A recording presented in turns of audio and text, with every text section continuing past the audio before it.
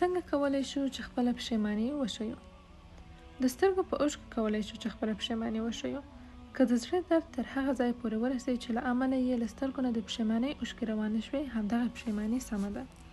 ډېره لږه پښیماني کومه ده تر څو وپوهېږو چې له امله یې زموږ توبه قبوله شوې ده. ډېره لږه پښیماني هغه ده چې د ګناه له امله دې زړه درد وکړي او زړه دې ورپېږي. عبدالله بن عمر رضی الله عنهما وایي څوک چې یوه ګناه وکړي او زړه یې د هغې ګناه په وجه په لړزه راشي، دغه ګناه د هغه سړي د عملنامې څخه پاکیږي. نو د توبې لومړنی شرط پښیماني ده. خو ځینې کسان بیا د پښیمانۍ خبره په داسې حال کې کوي چې زړه یې له خبرې بې تفاوته وي. د بېلګې په توګه هغوی وایي ای خدایه زه به بیا هیڅکله هم دغه کار ترسره نه کړم. هغوی دا خبره کوي، خدای د زړه خبره نه وي. نو دغه ډول توبه سمه نه ده. پښیماني د توبې بنسټیز رکن دی، ځکه خو رسول الله صلی الله علیه وسلم په اړه فرمایي الندم التوبه، یعنی پښیماني توبه ده. رواه احمد له عبدالله بن مسعود رضی الله عنه څخه. د توبې دوهم شرط له ګناه څخه لاس اخیستل دی. کله چې یو څوک یوه ګناه کوي او بیا هغه تکراروي خو له څنګه یې توبه هم کوي، دغه شان توبه سمه نه ده. دا په حقیقت کې توبه نه ده. دا داسې مثال لري لکه یو څوک چې ګناه وکړي او بیا په ګناه باندې پښیمانه شي او سره له دې چې په خپله کړې ګناه پښیمانه دی، هغه بیا هم تکراروي. دغه شان توبې ته د الله جل جلاله ناشکري او کفران ویل کیږي. د توبې لپاره دریم شرط دا دی چې ګناه پرېږدئ او بیا ورته مخ نه کړئ. ستاسو دې په الله قسم وي لا هم له ګناه مخ نه شئ اړولی. ای ورونو، خپل حواس راټول کړئ.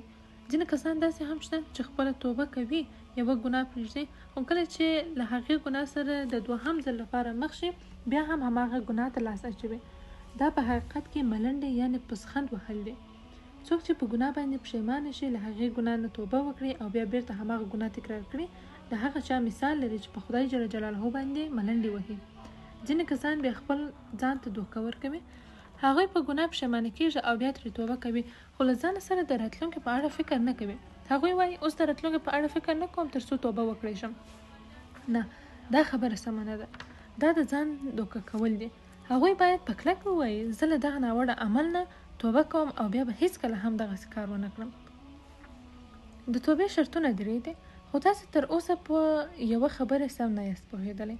هغه دا چې درې واړه شرطونه په زړه پورې اړه لري. د بېلګې په توګه شاید زموږ په منځ کې یو داسې څوک هم وي چې په تېر وخت کې یې ډېرې ګناوې کړې وي.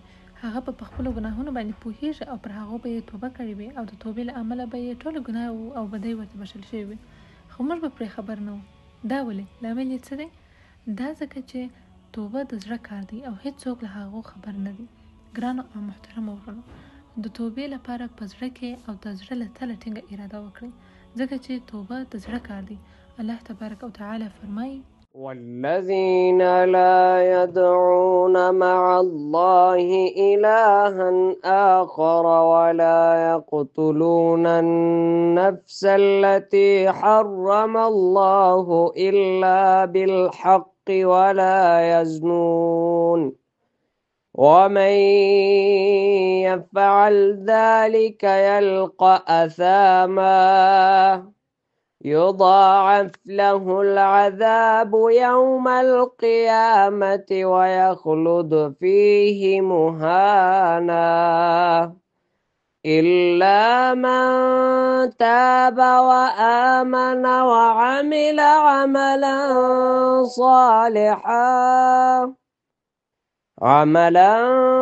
صالحا فأولئك يبدل الله سيئاتهم حسنات. شپاړه، هغه کسان چې له الله نه پرته کوم بل معبود نه بولي، هغه نفس په ناحقه نه وژني چې خدای حرام کړی وي، او نه د زنا مرتکب کیږي، خو هر څوک چې دا کار وکړي هغه به د خپلې ګناه بدله ومومي. د قیامت په ورځ به هغه ته مکرر عذاب ورکول شي او په هماغه کې به د تل لپاره ذلیل پروت وي، مګر دا چې د دغو ګناهونو څخه وروسته یې توبه ویستلی وي او ایمان یې راوړی وي او غوره عمل یې کړی وي، د دغسې خلکو بدۍ به الله جل جلاله په نیکیو بدلې کړي. سورة الفرقان آیه نمبر 88 الا اویا. یعنی یوازې د ګناه پر بښلو بسنه نه کوي، بلکې هره یوه په نیکۍ بدلیږي، ګناه پاکیږي او په ځای یې یوه نیکۍ لیکل کیږي. صحابیان رضی الله عنهم وایي چې رسول الله صلی الله علیه وسلم د دغه آیت په اورېدو ډیر زیات خوشاله شو، ځکه دا دومره مهمه او د ارزښت وړ خبره ده چې په ورځ د قیامت به د الله جل جلاله فرمان منونکي بندګان له هغو کسانو سره حسادت کوي چې په دنیا کې یې ډېرې ګناوې کړې وي او بیا د توبې په وجه یې د هغو ټولو ګناهونو پر ځای نیکۍ ورکړل شوې وي. هو، یوې خبرې ته مو پام وساتئ. د دې خبرې نه مقصد دا نه دی چې تاسو ګناوې وکړئ او بیا توبه ورباندې وکړئ چې نیکۍ مو زیاتې شي. داسې فکر هیڅکله هم ونه کړئ، ځکه چې دا ملنډې وهل په دین دي. د الله جل جلاله د پورتنۍ وینا عظمت ته ځیر شئ. هغه پر خپلو بندګانو باندې څومره مهربانه دی. ابو ذر رضی الله عنه په یو صحیح حدیث کې وایي چې رسول الله صلی الله علیه وسلم وفرمایل د قیامت په ورځ به د حساب کتاب میدان ته یو تر راوستل شي او وویل شي چې هغه ته یې خپلې صغیره ګناوې وښایاست. په دې توګه به هغه ته خپلې صغیره ګناوې وښودل شي او کبیره ګناوې به یې ورونه ښودل شي. بیا به ورته وویل شي چې په فلانۍ ورځ تا دغسې او هغسې ګناه وکړه، او هغه به هم په خپله ګناه اقرار وکړي او انکار به په دې خاطر ونه کړي چې له هغه سره به د کبیره ګناهونو اندېښنه وي. او بیا به وویل شي چې هغه ته د هرې صغیره ګناه په بدل کې یوه نیکۍ ورکړئ. په حقیقت کې خدا د هماغه د الله جل جلاله حکم دی چې فرمایلی وو فاولئک یبدل الله سیئاتهم حسنات. د دغسې خلکو بدۍ به الله په نیکیو بدلې کړي. سورة الفرقان آیه نمبر 70. یعنې ټول هغه لمونځونه چې بنده په خپل ژوند کې نه وي کړي او بیا له همدې امله توبه وکړي، الله جل جلاله به ورته په نیکیو بدل کړي، په دې شرط چې پر قضا یې راوګرځوي. ټول هغه ګناوې چې د بې حجابۍ په وخت کې ورته رسېدلې دي، د بې حجابۍ نه د توبې په وخت کې به ورته په نیکیو بدلې شي.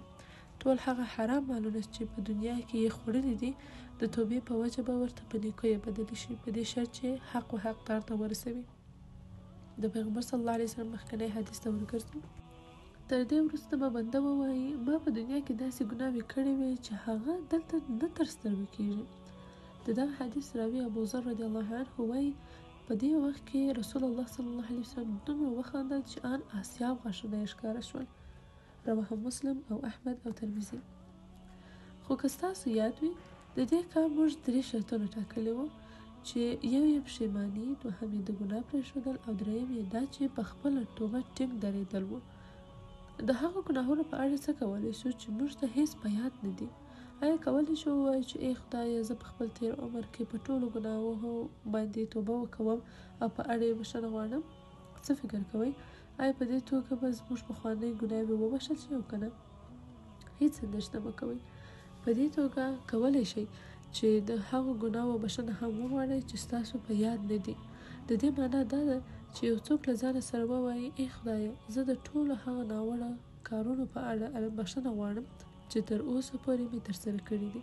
سله نن نه به زه ستا یو ښه اطاعت کوونکی بنده واوسم. زینه په زینه به مخکې ځې. زه دا نه وایم چې ته باید ځای په ځای ټول او بېلابېل عبادتونه پیل کړې. هو، ځای په ځای باید له ټولو ناوړه کارونو او ګناهونو څخه باید مخ واړوې او په تدریج سره په خپل ژوند کې د الله جل جلاله د عبادت او اطاعت یو نوی فصل پرانیزي.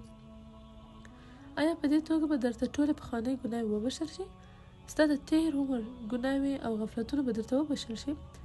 هو، په دې کې شک نشته.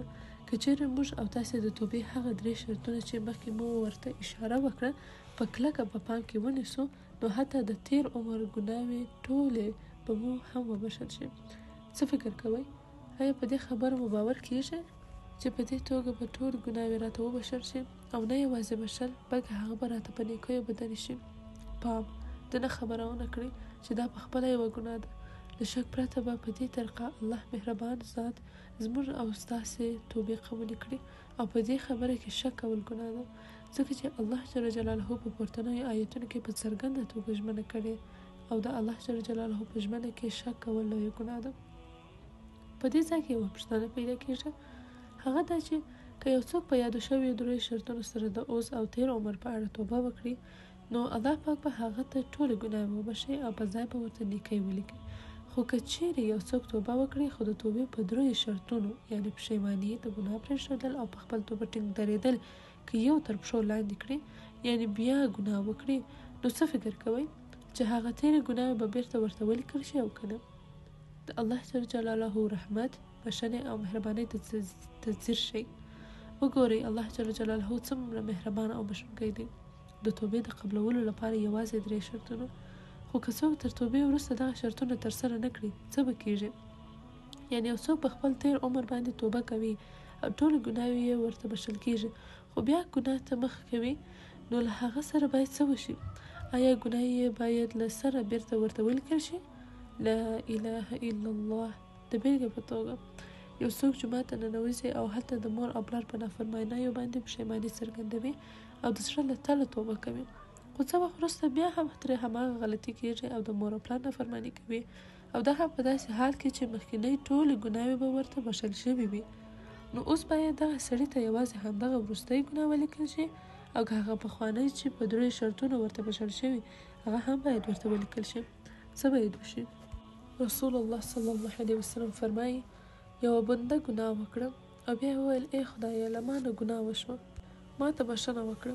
الله جل جلاله فرمایل زما بنده په دې پوه شو چې هغه یو رب لري چې ګناوې بښي او د هغو په وجه خپلو بندګانو ته سزا ورکوي، نو ځکه د خپل بنده ګناه بښم. وروسته یې بیا ګناه وکړه او ویل ای خدایه له ما نه ګناه وشوه، ما ته بښنه وکړه. الله جل جلاله وفرمایل زما بنده په دې پوه شو چې هغه یو رب لري چې ګناوې بښي او د هغو په وجه خپلو بندګانو ته سزا ورکوي، نو ځکه د خپل بنده ګناه بښم. خو وروسته یې بیا ګناه وکړه او ویل ای خدایه له ما نه ګناه وشوه، ما ته بښنه وکړه. الله جل جلاله وفرمایل زما بنده په دې پوه شو چې هغه یو رب لري چې ګناوې بښي او د هغو په وجه خپل بندګانو ته سزا ورکوي، نو ځکه د خپل بنده ګناه بښم او څه چې غواړي هغه دې وکړي. رواه بخاري او مسلم له ابو هريره رضی الله عنه څخه. د الله رب العزت جل جلاله مهرباني څومره پراخه ده، هر ځل چې ګناه وکړي الله پاک یې بیا هم درته بښي، خو له بده مرغه ځینې کسان چې ګناه وکړي هغوی توبه نه کوي او ډېر ځله خو دا خبره هم کوي چې ما یو ځل توبه کړې ده، نو بیا ولې او د څه لپاره توبه وکړم؟ نه ورونو، موږ او تاسې باید هیڅکله هم داسې خبرې ونه کړو، بیا باید توبه وکړو. که په ورځ کې 100 ځله توبه وکړو نو بیا هم کمه ده، او په دې توګه به الله جل جلاله موږ ته 99 ځله بښنه وکړي. یو ځل رسول الله صلی الله علیه وسلم ته راغی او ویل که زه ګناه وکړم هغه به په ما پسې ولیکل شي؟ رسول الله صلی الله علیه وسلم ورته وفرمایل هو درپسې لیکل کیږي. هغه سړی وویل ای د الله جل جلاله رسوله که توبه وکړم بیا به څه کیږي؟ رسول الله ورته وفرمایل ستا ګناوې به درته وبښل شي. سړي بیا ورته ویل که تر دې توبې وروسته مې بیا هغه ګناه وکړه څه به کیږي؟ رسول الله ورته وفرمایل که بیا دې ګناه وکړه هغه به بیا درپسې ولیکل شي. سړي وویل که بیا توبه وکړم څه به کیږي؟ رسول الله ورته وویل که توبه دې وکړه بیا به وبښل شي. هغه سړي په وروستي ځل وویل ای د الله جل جلاله رسوله دا ګناه به تر څه وخته پورې بښل کیږي؟ رسول الله صلی الله علیه وسلم ورته وفرمایل الله جل جلاله هیڅکله هم له بښنې څخه نه ستړی کیږي ان تر هغه پورې چې تاسو له بښنې څخه ستومانه شئ. دلته یوه ډیره مهمه او د پام وړ خبره ده. ځینې خلک له خپله ځان سره وایي زه په خپله ګناه پښیمانه یم، زړه مې پرې ځورېږي، خو نشم کولی چې د پرېښودلو لپاره یې ټینګه اراده وکړم. زه نشم کولی چې په کلکه له ځانه سره تصمیم ونیسم چې نور به محرماتو ته نه ګورم. زه دغه شان کسانو ته چې د ګناه په پرېښودلو کې ټینګ عزم او اراده نشي کولی او د خپل زړه له کمزورۍ نه ځورېږي یوه سپارښتنه کوم. هغه دا چې په داسې حالت کې یوازې 2 لارې انسان ته ورپاتې کیږي. لومړی دا چې بنده باید خپل خدای ته زارۍ او عاجزي وړاندې کړي تر څو الله جل جلاله ورته توبه نصیب کړي. ای ورونو په خدای قسم چې ګناه د انسان په زړه کې پټه پاتې کیږي او بیا په هغه کې ریښې ځغلوي. د بیلګې په توګه یو ځوان له یوې پیغلې سره مینه لري او له همدې وجې یې ترمنځ ناروا رابطه رامنځته کیږي او ادامه پیدا کوي. نو په دې صورت کې دغه دواړه باید څه وکړي؟ هغوی دواړه باید خدای ته مخ کړي او ووایي ای خدایه زما زړه وژغوره. هغه باید په پرله پسې او تکرار دغه دعا وکړي او هغه ښځینه هم باید په تکرار په پوره عذر او عجز سره ووایي ای زما ربه له ما سره مرسته وکړه او ته ما ته حجاب په نصیب کړه. ای ورونو د الله جل جلاله په وړاندې له دغسې دعاګانو څخه هیڅکله مه مایوسه کیږئ. شاید ستاسو د دعاګانو د قبلېدو لپاره ډېر ژر د اسمان دروازې پرانیستل شي او یا هم شاید چې د څه وخت لپاره به دا خبره اوږده شي، خو د دې معنا دا نه ده چې ستاسو دعا نه قبلېږي.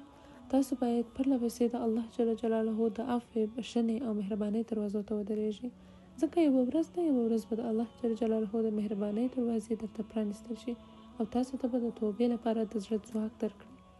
دوهم دا چې دغه په زړه کمزوره انسان باید تل له نیکو خلکو سره ناسته پاسته ولري، ځکه د نیکو خلکو په کړو کې هم دغه توان شته چې خپل ملګري د هغوی بدو عملونو ته متوجه کړي او هغوی ته له ګناه عمل څخه د توبې لپاره د زړه ډاډ ورکړي.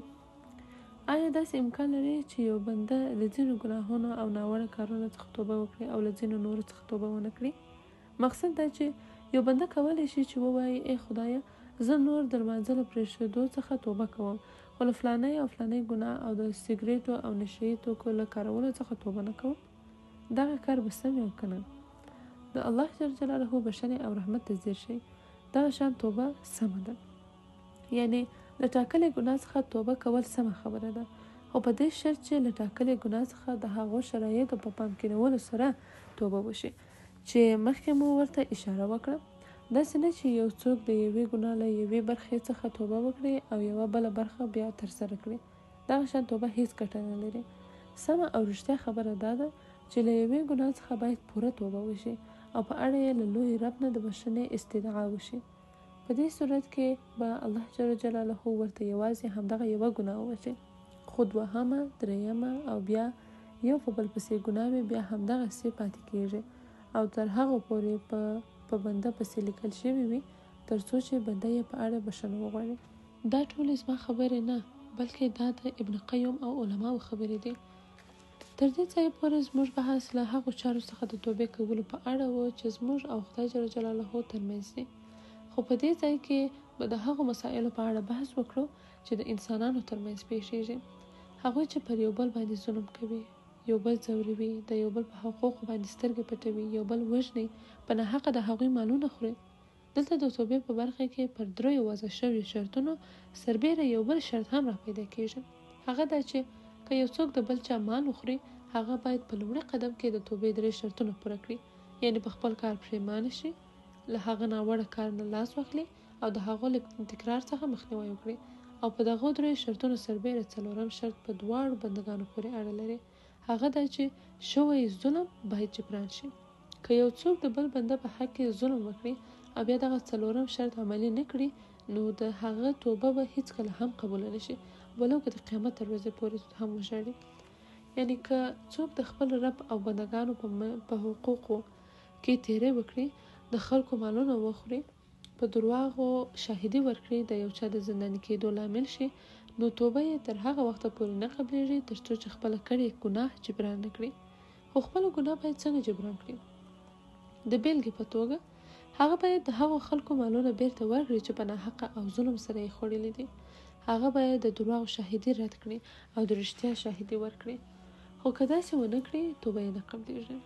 که هر څوک په خپل عمل پښیماني وښیي، هغه ترک کړي او په راتلونکي کې د هغه ناوړه عمل په نه ترسره کولو کې ټینګ عزم وکړي، بیا به یې هم توبه تر هغه پورې قبول نه شي تر څو چې هغه جبران نه کړي.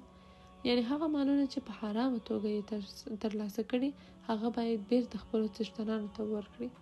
دغه 4م شرط په ځانګړې توګه په مادي مسایلو کې ډیر زیات د پام وړ دی چې باید عملي شي او عملي کېدل یې واجب دي. یوه بله ډیره مهمه مسله هم پاتې ده چې یادول یې اړین دي. که یو څوک د بل چا غیبت وکړي، خو وروسته په خپل ګناه باندې پوه شي، نو د دغه ګناه د عفو لپاره باید څه وکړي؟ آیا هغه سړي ته باید خبر ورکړي چې دی غیبت کړي؟ نه، باید خبر نه کړي. نو بیا څه باید وکړي؟ د هغه لپاره باید د مغفرت دعاګانې وکړي او څومره یې چې توان رسي هغه سړي ته باید ډالۍ ورکړي. او یا هم که یو چا، خدای دې موږ ټول ترې وساتي، د بل سړي له ټولې کورنۍ سره خیانت وکړ، هغه باید د دغې ګناه د جبران لپاره څه وکړي؟ هیڅ مناسبه نه ده چې له هغې کورنۍ سره خپل کړی خیانت هغوی ته ور یاد کړي او په اړه یې بښنه وغواړي. دا کار باید ونه کړي، ځکه دا به ډېرې بدې او ناوړه پایلې ولري. یعنی هغه خیانتکاره سړی باید هیڅ کله هم د هغې کورنۍ غړي ته ونه وایي چې په فلانۍ ورځ زما او ستا د خور ترمنځ دغسې او هغسې کار وشو او زه یې په اړه بښنه غواړم او ما ته عفو وکړه. دغه ډول بښنه غوښتل غلط او ناسم کار دی او فکر نه کوم چې هیڅ اخلاقي طبیعت د دغه شان بښنه غوښتل وزغملی شي. په حقیقت کې دغه ډول بښنه غوښتل د پیغور رنګ لري او شاید چې پایله یې د شوي ګناه هم ستره ګناه وي. نو پوښتنه دا ده چې دغه شان خیانتکار سړی باید په خپله پښیمانۍ سره خپله ګناه څنګه جبران کړي. د دغسې ګناه د بښلو لپاره اړینه ده چې د خپل مقابل لوري لپاره د مغفرت دعاګانې وکړي، هغوی ته تر خپلې وسې ډالۍ ورکړي، په عادي او عمومي غونډو کې له هغوی داسې بښنه وغواړي چې هغوی په دې ونه پوهیږي چې دا بښنه یې د څه لپاره وغوښته. همدغه کارونه باید تکرار کړي. دا ځکه چې له معنوي حقونو او غیبت څخه توبه په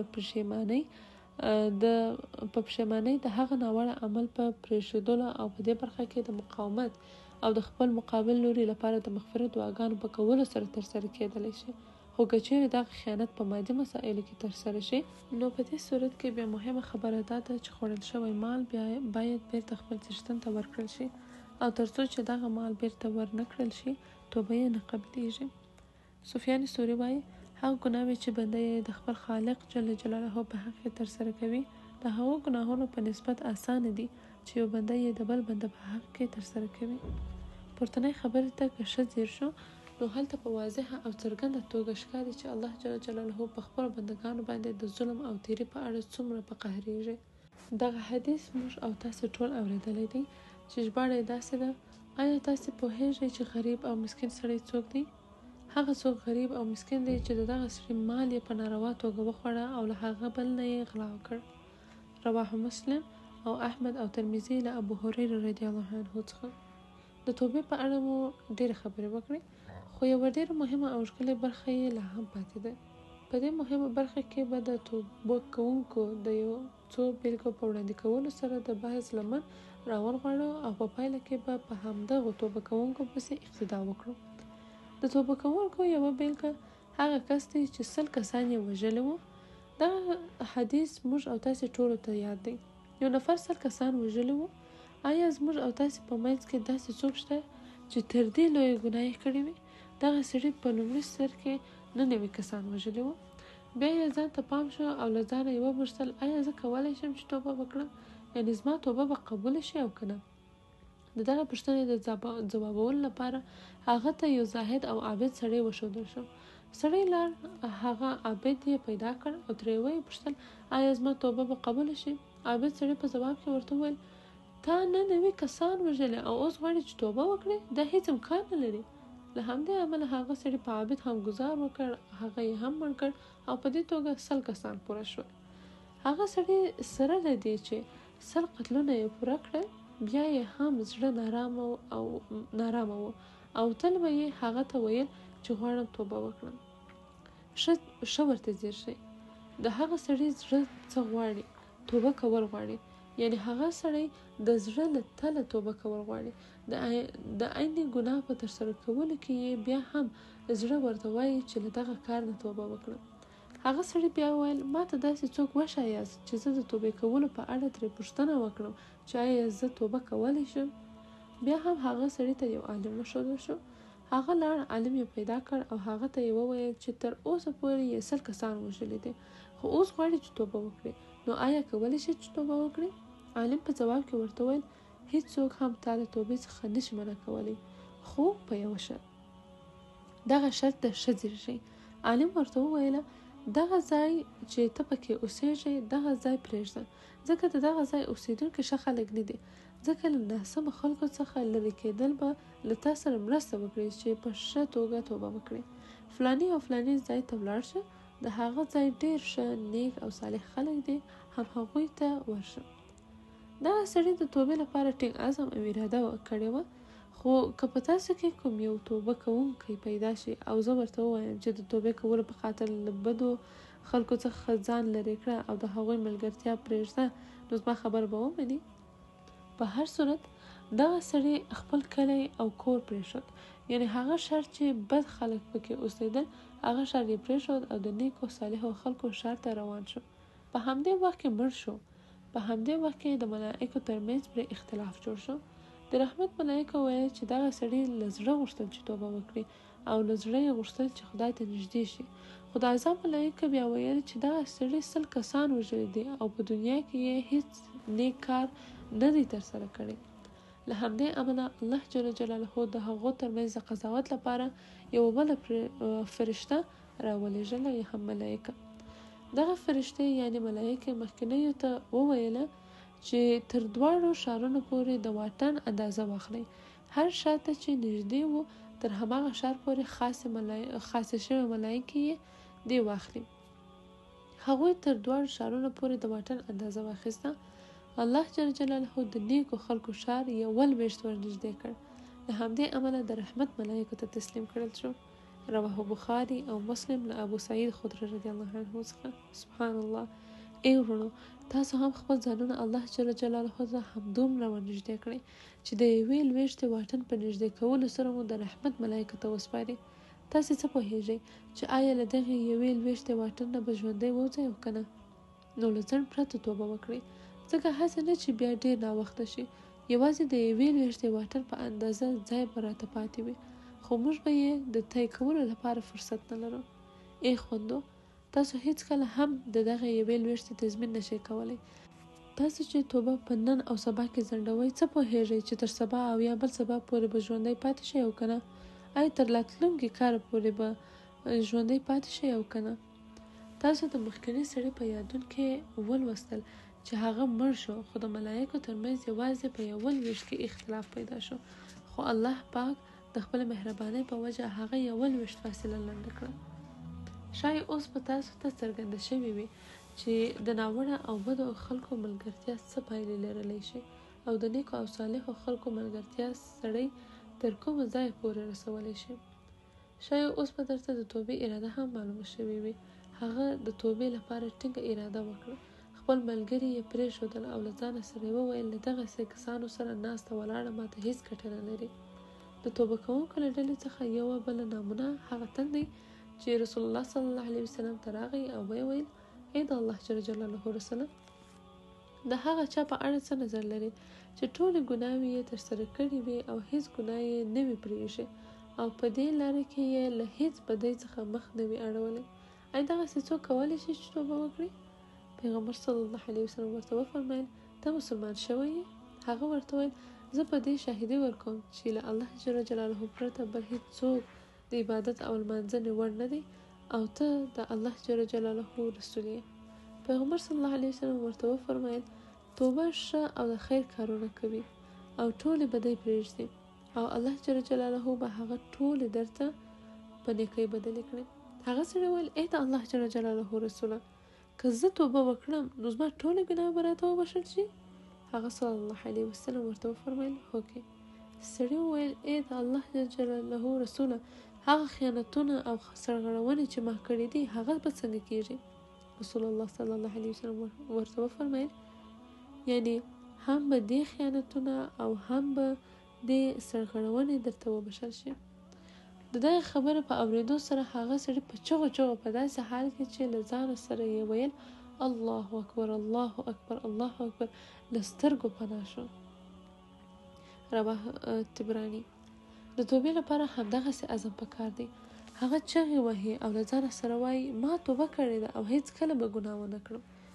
د توبه کوونکو له ډلې څخه یوه بله نمونه یوه غامدې ښځه ده چې له پیغمبر صلی الله علیه وسلم سره په مدینه منوره کې اوسېدله. د هغې خاوند د صحابیانو له ډلې څخه یو تن و. خبرې ته ښه ځیر شئ. هغې به د پیغمبر صلی الله علیه وسلم له خولې نه قرآن کریم اورېدو او د پیغمبر صلی الله علیه وسلم په لاس مسلمانه شوې هم وه. د دغو ټولو کیسو وروسته یوه ورځ داسې هم راغله چې له ښځې نه ستره فحشا وشوه. ښه ځیر شئ. موږ او تاسو انسانان یو، هغوی هم انسانان وو. موږ باید هیڅکله هم ونه وایو چې توبه نشو کولی، بلکې د دې پر ځای باید د ورکړل شویو بیلګو په څېر د توبې ټینګ عزم ولرو.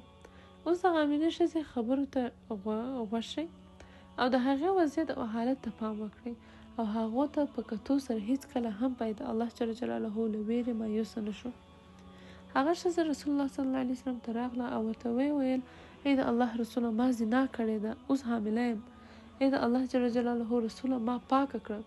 غامدې ښځه له اوسنیو خلکو سره پرتله کړئ. اوس ډېر داسې خلک شته چې کلونه کلونه ګناهکاره ګرځي، خو په زړه کې یې د توبې هیڅ عزم نه پیدا کېږي. هغه حامدې ښځې چې یوه اشتباه وکړه سمدلاسه یې په زړه کې د توبې ټینګ عزم کړی دی.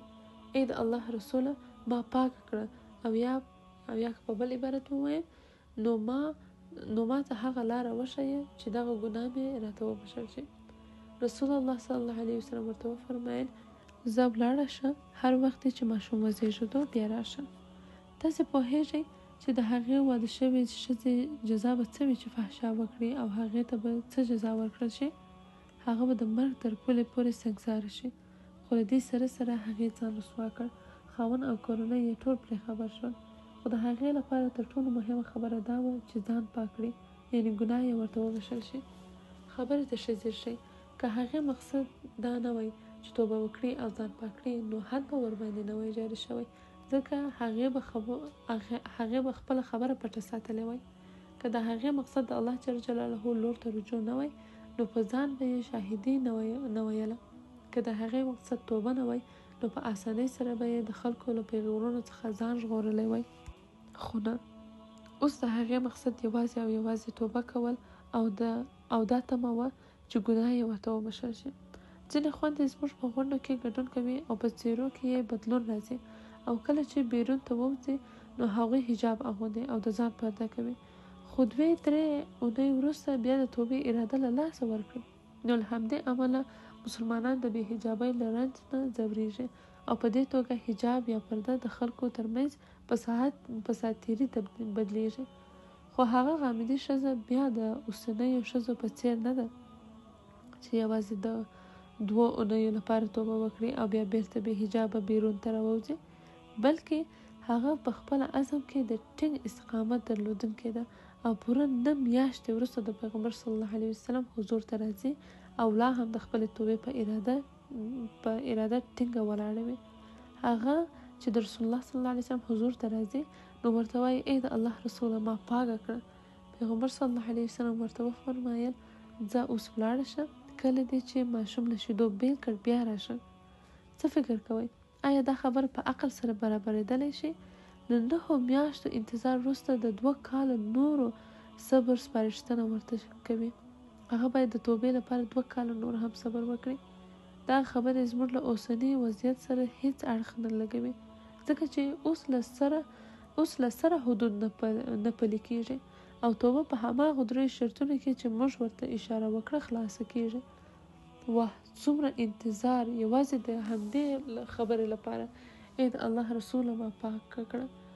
تر 2 کلونو وروسته هغه ښځه په داسې حال کې چې ماشوم یې په غېږ کې و او یو ټوک ډوډۍ یې هم په لاس کې و، د پیغمبر صلی الله علیه وسلم حضور ته راغله. ښایي هغې به له ځانه سره ویل ای د الله جل جلاله رسوله ما هغه له شیدو بیل کړ، ما مړه کړه، خو ما پاکه کړه. پیغمبر صلی الله علیه وسلم ورته وفرمایل ایتینی الولد، یعنی زوی د ما ته راکړه. په دې وخت کې به هغې ښځې ته څه شی ډېر ارزښت ولري؟ ماشوم او که توبه. د اوسنۍ زمانې خلکو ته په کتو سره ووایاست چې که دا خبره په اوس زمانه کې وای، نو خلکو به هغه ماشوم د مور له مرګ نه وروسته په څه نامه بللی؟ ښایي حرامي، د زنا بچی، او یا هم داسې نور. خو نه، هیڅکله هم نه. مسلمانان هیڅکله هم خپلو ماشومانو ته داسې نوم نه اخلي. خو رسول الله صلی الله علیه وسلم له هغې ښځې نه ماشوم اخلي او غږ کوي څوک چې د دغه ماشوم پالنه په غاړه واخلي هغه به په جنت کې زما ملګری شي. هغه ماشوم یو څوک اخلي او غامدي ښځه هم نیول کېږي او مسلمانان یې په سنګسارولو پیل کوي. خو هغه غامدي ښځه له خپل ځای نه هیڅ نه خوځېږي او ځای پر ځای ناسته ده، لکه ځان ته چې سزا ورکوي. که له هغې سره د تېښتې نیت او د تیږو له ګزارونو تښتېدلی وای، نو هغه به یې تېښتې ته پرېښی وای. خو هغه غامدي ښځه همدغسې د تیږو د ګزارونو په مقابل کې کینی او مړه کېږي. په پای کې رسول الله صلی الله علیه وسلم د هغې د جنازې لمانځه ته درېږي، خو حضرت عمر رضی الله عنه ورته وایي ای د الله رسوله ته د یوې زناکارې ښځې د جنازې لمونځ کوي؟ رسول الله صلی الله علیه وسلم ورته په ډېر جدیت وویله چې افسوس پر تا ای عمره، په خدای قسم چې هغې داسې توبه وکړه که هغه د مدینې په 80 کسانو وویشل شي نو د ټولو لپاره بس ده. آیا تا له دې نه ښه توبه چیرته لیدلې چې یو څوک دې خپل ځان خدای ته وبښي؟